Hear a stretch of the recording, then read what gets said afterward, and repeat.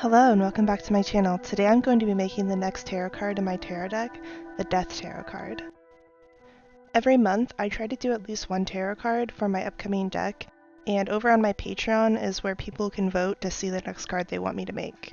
If you're interested in becoming a patron or just checking out my Patreon in general, the link for that is below this video. Over on my Patreon I show behind the scenes of all of my artworks, not just my tarot deck, so that includes everything I paint and sketch, and just general information that I don't usually share on my Instagram or Twitter or anything like that. So if you want to check it out, I appreciate it.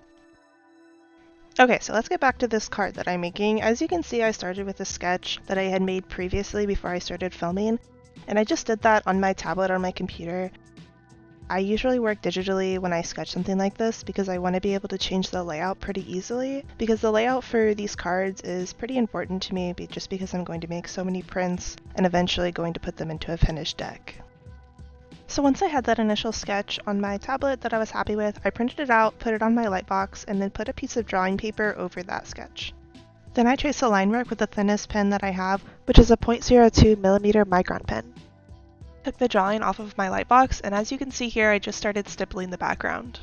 During this stipple montage, I'll go ahead and put all of my supplies on the screen if you guys are curious.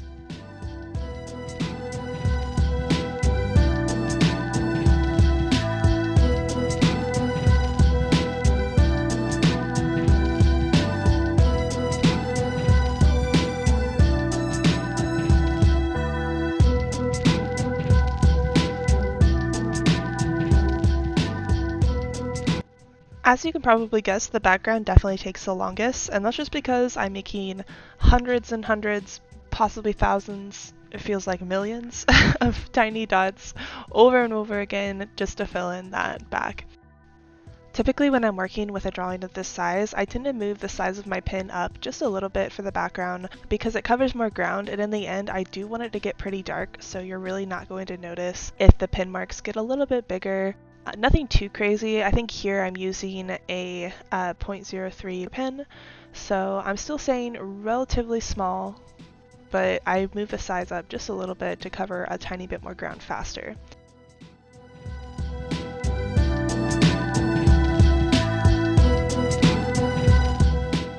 After working on the background for a while, I like to take a short break and work on some of the details in the foreground.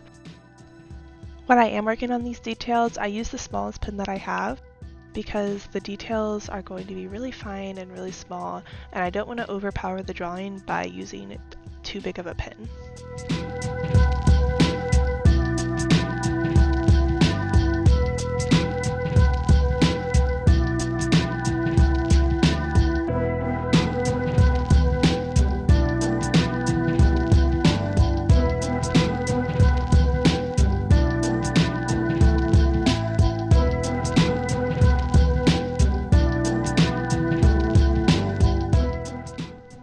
While you watch me fill in Death's Cloak, let me tell you a little bit more about what I plan to do with this YouTube channel.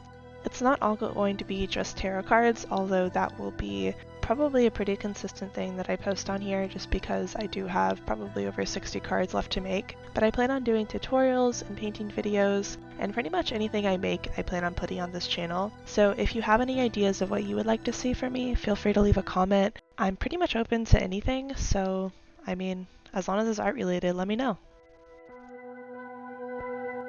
And as I finish up this card, I just want to say thank you so much if you did end up watching this far. I will have a better image of this tarot card on my Instagram and Facebook. The links for those are down below as well.